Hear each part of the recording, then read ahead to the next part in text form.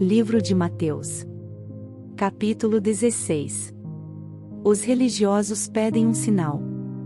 Os fariseus e os saduceus aproximaram-se de Jesus e o puseram à prova, pedindo-lhe que lhes mostrasse um sinal do céu.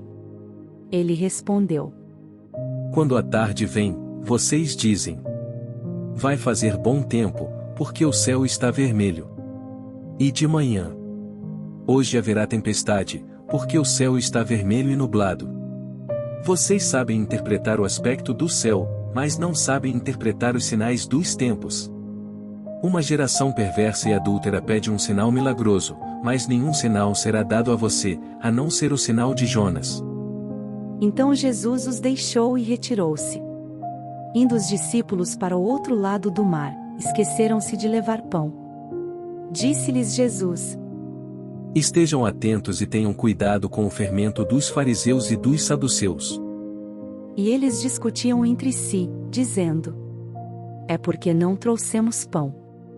Percebendo a discussão, Jesus lhes perguntou: Homens de pequena fé, por que vocês estão discutindo entre si, sobre não terem pão? Ainda não compreendem? Não se lembram dos 5 pães para os 5.000 e de quantos cestos vocês recolheram? Nem dos 7 pães para os 4.000 e de quantos cestos recolheram? Como é que vocês não entendem que não era de pão que eu estava lhes falando? Tomem cuidado com o fermento dos fariseus e dos saduceus. Então entenderam que não estava lhes dizendo que tomassem cuidado com o fermento de pão, mas com o ensino dos fariseus e dos saduceus. Chegando Jesus à região de Cesareia, de Filipe, perguntou aos seus discípulos: Quem os outros dizem que o Filho do Homem é? Eles responderam: alguns dizem que é João Batista, outros Elias, e ainda outros, Jeremias ou um dos profetas. E vocês? Perguntou ele. Quem vocês dizem que eu sou? Simão Pedro respondeu: Tu és o Cristo, o Filho do Deus vivo. Respondeu Jesus: Feliz é você, Simão, filho de Jonas. Porque isto não foi revelado a você por carne ou sangue, mas por meu Pai que está nos céus. E eu digo que você é Pedro, e sobre esta pedra edificarei a minha igreja, e as portas do Hades não poderão vencê-la. Eu darei a você as chaves do reino dos céus. O que você ligar na terra terá sido ligado nos céus, e o que você desligar na terra terá sido desligado nos céus. Então advertiu a seus discípulos que não contassem a ninguém que ele era o Cristo. Desde aquele momento Jesus começou a explicar aos seus discípulos que era necessário que ele fosse para Jerusalém e sofresse muitas coisas nas mãos dos líderes religiosos, dos chefes dos sacerdotes e dos mestres da lei, e fosse morto e ressuscitasse no terceiro dia. Então Pedro, chamando-o à parte, começou a repreendê-lo, dizendo: Nunca, Senhor! Isso nunca te acontecerá. Jesus virou-se e disse a Pedro: Para trás de mim, Satanás! Você é uma pedra de tropeço para mim, e não pensa nas coisas de Deus, mas nas dos homens. Então Jesus disse aos seus discípulos: Se alguém quiser acompanhar-me, negue-se a si mesmo, tome a sua cruz e siga-me. Pois quem quiser salvar a sua vida, a perderá, mas quem perder a sua vida por minha causa, a encontrará. Pois, que adiantará ao homem ganhar o mundo inteiro e perder a sua alma? Ou, o que o homem poderá dar em troca de sua alma? Pois o Filho do Homem virá na glória de seu Pai, com os seus anjos, e então recompensará a cada um de acordo com o que tenha feito. Garanto a vocês que alguns dos que aqui se acham, não experimentarão a morte antes de verem o Filho do Homem vindo em seu reino.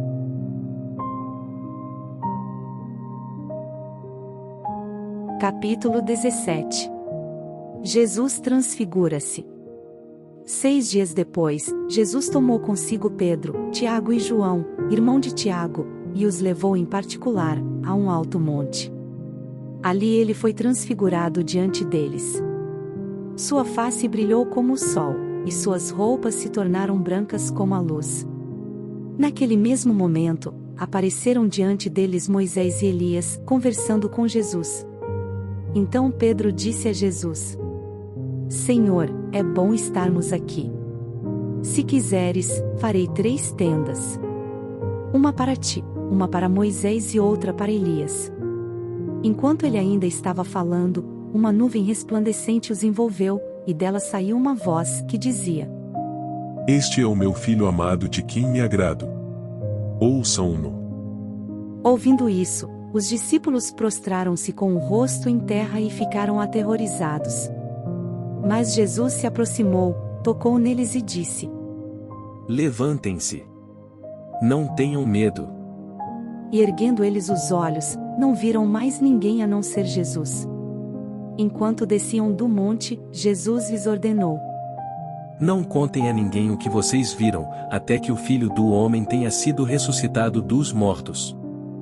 Os discípulos lhe perguntaram: Então, por que os mestres da lei dizem que é necessário que Elias venha primeiro? Jesus respondeu: De fato, Elias vem e restaurará todas as coisas.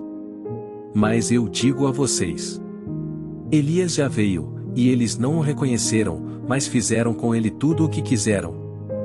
Da mesma forma o Filho do Homem será maltratado por eles. Então os discípulos entenderam que era de João Batista que ele tinha falado. Quando chegaram onde estava a multidão, um homem aproximou-se de Jesus, ajoelhou-se diante dele e disse: Senhor, tem misericórdia do meu filho. Ele tem ataques e está sofrendo muito. Muitas vezes cai no fogo ou na água.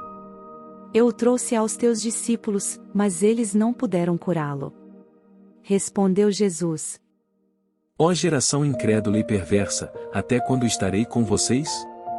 Até quando terei que suportá-los? Tragam-me o menino.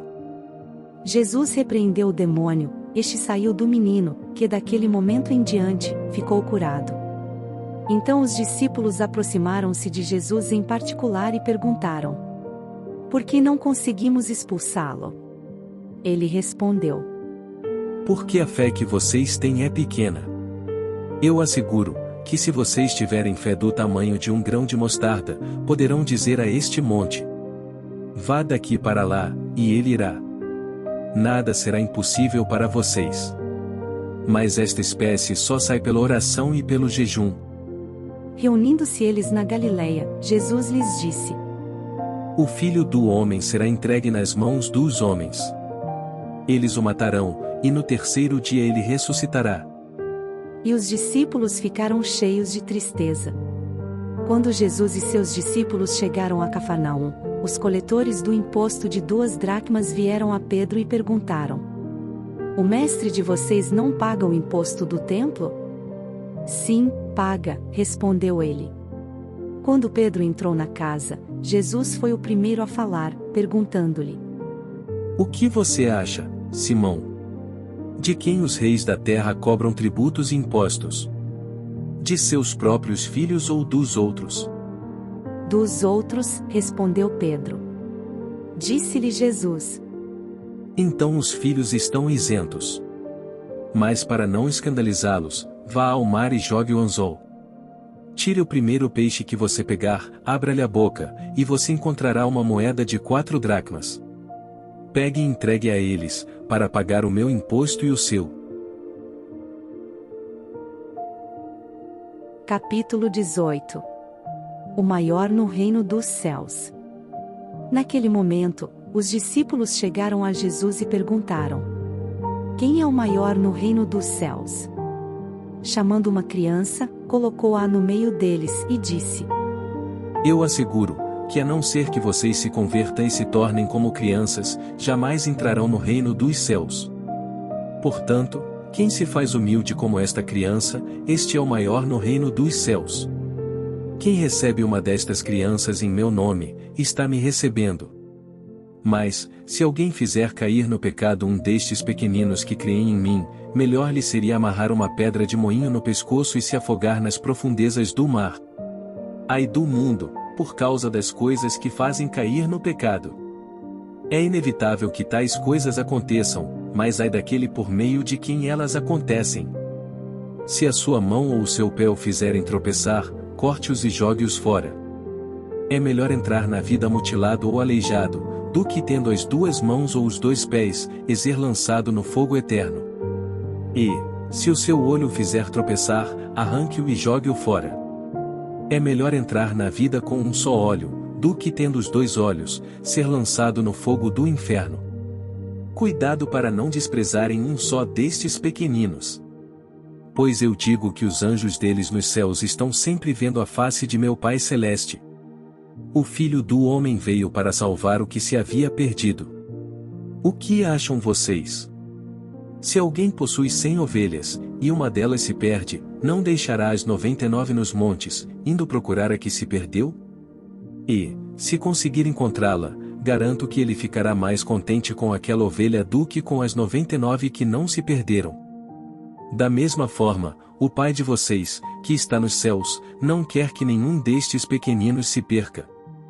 Se o seu irmão pecar contra você, vá e, a sós com ele, mostre-lhe o erro. Se ele o ouvir, você ganhou seu irmão. Mas, se ele não ouvir, leve consigo mais 1 ou 2 outros, de modo que qualquer acusação seja confirmada pelo depoimento de 2 ou 3 testemunhas. Se ele se recusar a ouvi-los, conte à igreja, e se ele se recusar a ouvir também a igreja, trate-o como pagão ou publicano. Digo a verdade. Tudo o que vocês ligarem na terra terá sido ligado no céu, e tudo o que vocês desligarem na terra terá sido desligado no céu. Também digo que, se 2 de vocês concordarem na terra em qualquer assunto sobre o qual pedirem, isso será feito a vocês por meu Pai que está nos céus. Pois onde se reunirem 2 ou 3 em meu nome, ali eu estou no meio deles. Então Pedro aproximou-se de Jesus e perguntou: Senhor, quantas vezes deverei perdoar a meu irmão quando ele pecar contra mim? Até 7 vezes? Jesus respondeu: Quando começou o acerto, foi trazido à sua presença um que lhe devia uma enorme quantidade de prata. Como não tinha condições de pagar, o Senhor ordenou que ele, sua mulher, seus filhos e tudo o que ele possuía fossem vendidos para pagar a dívida. O servo prostrou-se diante dele e lhe implorou: Tem paciência comigo, e eu te pagarei tudo. O senhor daquele servo teve compaixão dele, cancelou a dívida e o deixou ir. Mas, quando aquele servo saiu, encontrou um de seus conservos, que lhe devia 100 denários. Agarrou-o e começou a sufocá-lo, dizendo: Pague-me o que me deve. Então o seu conservo caiu de joelhos e implorou-lhe: Tenha paciência comigo, e eu pagarei a você. Mas ele não quis. Antes, saiu e mandou lançá-lo na prisão, até que pagasse a dívida. Quando os outros servos, companheiros dele, viram o que havia acontecido, ficaram muito tristes e foram contar ao seu senhor tudo o que havia acontecido. Então o senhor chamou o servo e disse: Servo mau, cancelei toda a sua dívida porque você me implorou. Você não devia ter tido misericórdia do seu conservo como eu tive de você? Irado, seu senhor entregou-o aos torturadores, até que pagasse tudo o que devia. Assim também fará meu Pai Celestial a vocês, se cada um de vocês não perdoar de coração a seu irmão. Capítulo 19. O divórcio. Quando acabou de dizer essas coisas, Jesus saiu da Galileia e foi para a região da Judeia, no outro lado do Jordão. Grandes multidões o seguiam, e ele as curou ali. Alguns fariseus aproximaram-se dele para pô-lo à prova. E perguntaram-lhe: É permitido ao homem divorciar-se de sua mulher por qualquer motivo? Ele respondeu: Vocês não leram, que no princípio, o Criador os fez homem e mulher e disse: Por essa razão, o homem deixará pai e mãe e se unirá à sua mulher, e os 2 se tornarão uma só carne? Assim, eles já não são 2, mas sim uma só carne. Portanto, o que Deus uniu, ninguém separe. Perguntaram eles. Então, por que Moisés mandou dar uma certidão de divórcio à mulher e mandá-la embora? Jesus respondeu: Moisés permitiu que vocês se divorciassem de suas mulheres por causa da dureza de coração de vocês. Mas não foi assim desde o princípio. Eu digo que todo aquele que se divorciar de sua mulher, exceto por imoralidade sexual, e se casar com outra mulher, estará cometendo adultério. Os discípulos lhe disseram: se esta é a situação entre o homem e sua mulher, é melhor não casar. Jesus respondeu: nem todos têm condições de aceitar esta palavra, somente aqueles a quem isso é dado. Alguns são eunucos porque nasceram assim, outros foram feitos assim pelos homens, outros ainda se fizeram eunucos por causa do reino dos céus. Quem puder aceitar isso, aceite. Depois trouxeram crianças a Jesus, para que lhes impusesse as mãos e orasse por elas. Mas os discípulos os repreendiam. Então disse Jesus: deixem vir a mim as crianças e não as impeçam, pois o reino dos céus pertence aos que são semelhantes a elas. Depois de lhes impor as mãos, partiu dali. Eis que alguém se aproximou de Jesus e lhe perguntou: Mestre, que farei de bom para ter a vida eterna? Respondeu-lhe Jesus: por que você me pergunta sobre o que é bom? Há somente um que é bom. Se você quer entrar na vida, obedeça aos mandamentos. Quais? Perguntou ele. Jesus respondeu: não matarás. Não adulterarás. Não furtarás. Não darás falso testemunho. Honra teu pai e tua mãe, e amarás o teu próximo como a ti mesmo. Disse-lhe o jovem: a tudo isso tenho obedecido. O que me falta ainda? Jesus respondeu: se você quer ser perfeito, vá, venda os seus bens e dê o dinheiro aos pobres, e você terá um tesouro nos céus. Depois, venha e siga-me. Ouvindo isso, o jovem afastou-se triste, porque tinha muitas riquezas. Então Jesus disse aos discípulos: digo a verdade. Dificilmente um rico entrará no reino dos céus. E digo ainda: é mais fácil passar um camelo pelo fundo de uma agulha do que um rico entrar no reino de Deus. Ao ouvirem isso, os discípulos ficaram perplexos e perguntaram: neste caso, quem pode ser salvo? Jesus olhou para eles e respondeu: para o homem é impossível, mas para Deus todas as coisas são possíveis. Então Pedro lhe respondeu: nós deixamos tudo para seguir-te. Que será de nós? Jesus lhes disse: digo a vocês a verdade. Por ocasião da regeneração de todas as coisas, quando o Filho do Homem se assentar em seu trono glorioso, vocês que me seguiram também se assentarão em 12 tronos, para julgar as 12 tribos de Israel. E todos os que tiverem deixado casas, irmãos, irmãs, pai, mãe, filhos ou campos, por minha causa, receberão 100 vezes mais e herdarão a vida eterna. Contudo, muitos primeiros serão últimos, e muitos últimos serão primeiros. Capítulo 20. A ilustração dos trabalhadores na vinha. Pois o reino dos céus é como um proprietário que saiu de manhã cedo para contratar trabalhadores para a sua vinha. Ele combinou pagar-lhes 1 denário pelo dia, e mandou-os para a sua vinha. Por volta das 9 horas da manhã, ele saiu e viu outros que estavam desocupados na praça, e lhes disse: vão também trabalhar na vinha, e eu pagarei a vocês o que for justo. E eles foram. Saindo por volta das 5 horas da tarde, encontrou ainda outros que estavam desocupados e lhes perguntou: por que vocês estiveram aqui desocupados o dia todo? Por que ninguém nos contratou? Responderam eles. Saindo outra vez, por volta do meio-dia e das 3 horas da tarde, fez a mesma coisa. Ele lhes disse: vão vocês também trabalhar na vinha. Ao cair da tarde, o dono da vinha disse a seu administrador: chame os trabalhadores e pague-lhes o salário, começando com os últimos contratados e terminando nos primeiros. Vieram os trabalhadores contratados por volta das 5 horas da tarde, e cada um recebeu 1 denário. Quando vieram os que tinham sido contratados primeiro, esperavam receber mais. Mas cada um deles também recebeu 1 denário. Quando o receberam, começaram a se queixar do proprietário da vinha, dizendo-lhe: Estes homens contratados por último trabalharam apenas 1 hora, e o Senhor os igualou a nós, que suportamos o peso do trabalho e o calor do dia. Mas ele respondeu a um deles: Amigo, não estou sendo injusto com você.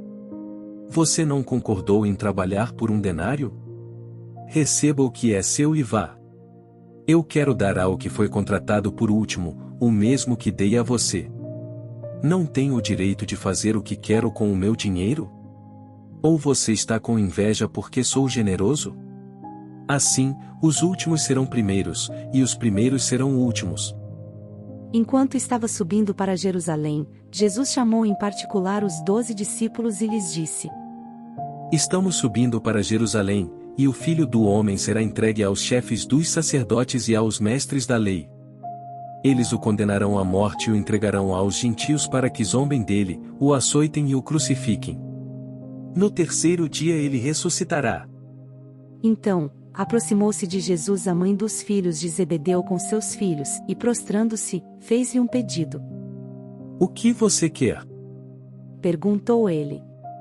Ela respondeu: Declara que no teu reino estes meus 2 filhos se assentarão um à tua direita e o outro à tua esquerda. Disse-lhes Jesus: Vocês não sabem o que estão pedindo. Podem vocês beber o cálice que eu vou beber? Podemos, responderam eles. Jesus lhes disse: Certamente vocês beberão do meu cálice, mas o assentar-se à minha direita ou à minha esquerda não cabe a mim conceder. Esses lugares pertencem àqueles para quem foram preparados por meu Pai. Quando os outros 10 ouviram isso, ficaram indignados com os 2 irmãos. Jesus os chamou e disse: Vocês sabem que os governantes das nações as dominam, e as pessoas importantes exercem poder sobre elas. Não será assim entre vocês. Ao contrário, quem quiser tornar-se importante entre vocês deverá ser servo, e quem quiser ser o primeiro deverá ser escravo, como o Filho do Homem, que não veio para ser servido, mas para servir e dar a sua vida em resgate por muitos. Ao saírem de Jericó, uma grande multidão seguiu Jesus. 2 cegos estavam sentados à beira do caminho, e quando ouviram falar que Jesus estava passando, puseram-se a gritar: Senhor, Filho de Davi, tem misericórdia de nós. A multidão os repreendeu para que ficassem quietos, mas eles gritavam ainda mais: Senhor, Filho de Davi, tem misericórdia de nós. Jesus, parando, chamou-os e perguntou-lhes: O que vocês querem que eu faça? Responderam eles: Senhor, queremos que abra os nossos olhos. Jesus teve compaixão deles e tocou nos olhos deles. Imediatamente eles recuperaram a visão e o seguiram. Venha fazer parte da nossa família, o canal Resumindo a Bíblia. Deixe seu like, compartilhe com quem é importante para você e se inscreva no canal.